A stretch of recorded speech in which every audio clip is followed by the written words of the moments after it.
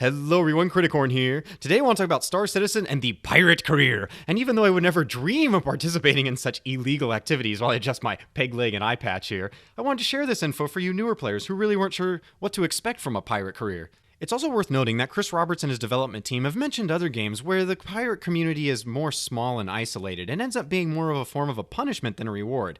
So in Star Citizen, they want to have entire cities and systems lawless, where pirates can interact and mingle with one another, have giant asteroid stations and capital ships as bases and headquarters. There's also going to be a very popular black market that's not only going to be popular with pirates, but also law-abiding citizens, and I'll discuss that further in the video. And while there is a lot of info about specific pirate ships in Star Citizen, I'm just going to be covering the basic principles about how you would go about pirating, cover some basic tactics that you might use, along with the weapons and tools needed, and how a boarding action would work. And while a pirating career in Star Citizen is going to be very exciting for the players that choose to participate in it, it's going to have its own set of drawbacks and specific challenges that pirates are going to have to live with on a daily basis, so I just want to make you aware of the very specific risk-reward system implemented for piracy. And along with that usual disclaimer that this info is probably already known to vets, I do have to stress that this career in particular is going to be constantly changing not only through the development phase, but also after the game is released, so there's a good balance and even playing field between pirates and non-pirates, and I'll make the updated videos at the appropriate time. Now, when we all begin our adventures in Star Citizen, a lot of pirates asked if they could begin their career off right by stealing the military ships or the civilian ships that they were given control of during a mission within the beginning of the game.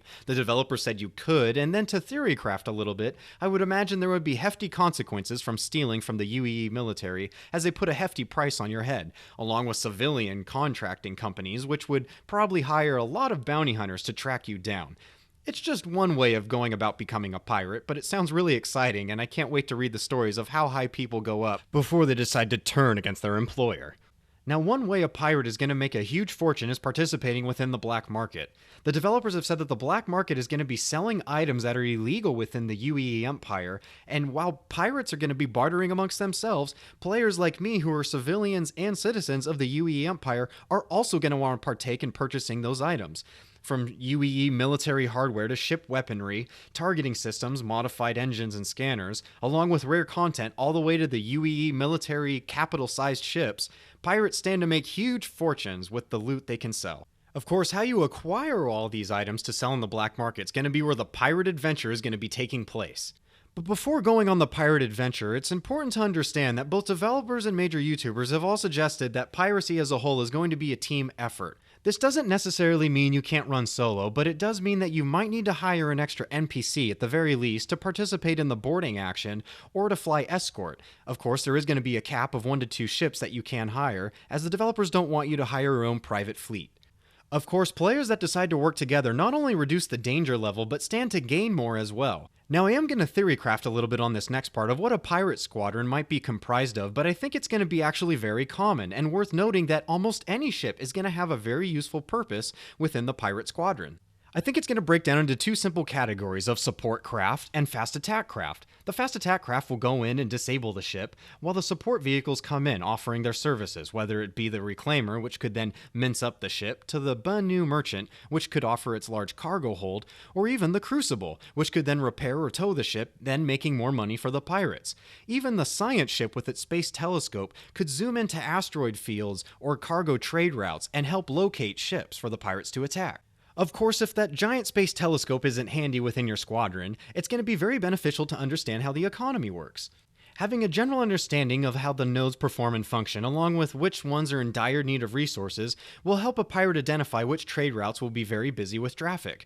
Of course, once attacking the certain cargo ships, those nodes will be in even more need of resources, but will then up the ante by hiring escorts and players to seek out and attack you so they can protect their cargo. Of course, knowing the locations of rich asteroid fields is also going to be very beneficial for pirates, not only to acquire the resources within the mining ship, but maybe even the mining ship itself, which could then be used by you or your friends or sold back on the black market. And of course, there's going to be plenty of opportunities as well for pirates to set up ambushes within nebulas, waiting for the science ships to come and absorb all the radiation, or setting up false radio signals trying to indicate a rescue so they can ambush the rescue ships. Of course, once the targets have been selected, it's all going to be personal preference of what kind of tactics the pirates would like to use. To shed light on just a couple, the first one would be the most basic and common form, along with the most fun, which is simply using the element of surprise to zoom in on your enemies and shoot out all of their engines and thrusters, robbing them of all their cargo and deciding what to do with the ship. Of course, the cons of this tactic are going to be the expenditure of ammo, missiles, and any other special weaponry that you paid a lot of money for,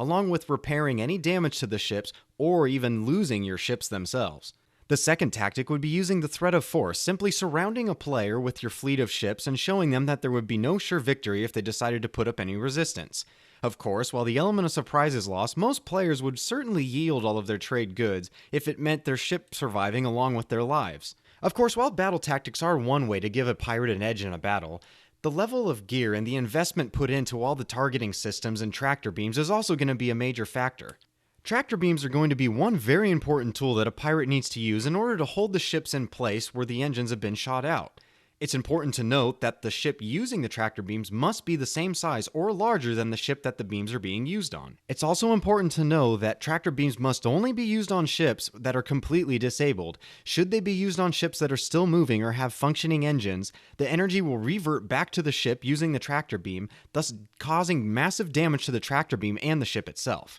Another big investment is going to be pirates investing in the targeting systems, which will allow players to target the individual thrusters and engine parts, along with any other specific systems in the ship that need to be disabled. Of course, investing in the ship is also going to be another form of how a pirate successfully steals loot. One of the most exciting and fun investments is investing in your own personal rifle and body armor to be used for the boarding actions. And while boarding ships is certainly going to be one of the most exciting elements for a pirate, the developers have stressed it's going to be very costly, incredibly risky, and not a very common form of how a pirate goes about making their money. Some of the risky elements involved when it comes to boarding a ship are going to be the time it takes to cut through the hull. The developers have said this is intentional to better give the defenders some time to prep their defenses and maybe successfully fend off the pirate boarding party. There's also going to be a lot of anti-personnel devices within the ship itself that's also going to make the ship incredibly dangerous for boarding parties. Of course, the most interesting element, at least to me, is the fact that once you are killed in a battle, you are removed from the battle along with your ship, which is also left behind. I think it's going to be absolutely hysterical when different players end up dying while their ships are left behind, and the defenders are then left with all the spoils of war. Of course, while being a pirate is going to be very exciting and fun for the players that choose to pursue this career, it is also going to have its own set of drawbacks, one of them being the very shady insurance companies. It's going to be one of those very problematic challenges that a pirate has to face on a daily basis, as finding a trustworthy insurance company isn't going to be easy to come by. Also, losing your ship multiple times will cause your rates to not only skyrocket, but your insurance company to actually consider dropping you and not following through with your claim, thus losing your ship permanently.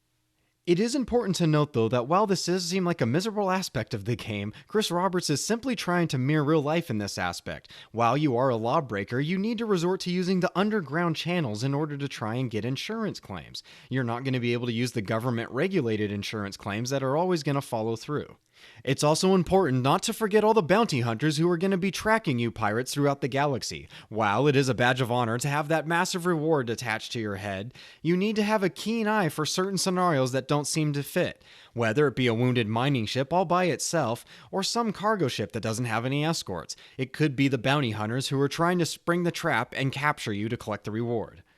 So with that said, I hope you guys enjoyed the video, and I hope I was able to shed some light on how the pirate career will work and function. I also do want to mention real quickly that where I picked up my info this time was through the Star Citizen forums, a player who took all of his time and effort to put a bunch of different Q&A questions together of what you could expect from the pirate career. Just be forewarned, it's really easy to get tunnel vision, and it's not the most easiest to read. And while I am going to be taking a break from the career series, I haven't forgot about all you other careers out there, whether you be bounty hunters, transports, or smugglers, and the many other careers out there. I'm just waiting for the developers to give us a little bit more info so I can give you guys a good full-scoped video so you know what to expect from that career and how it will perform and function.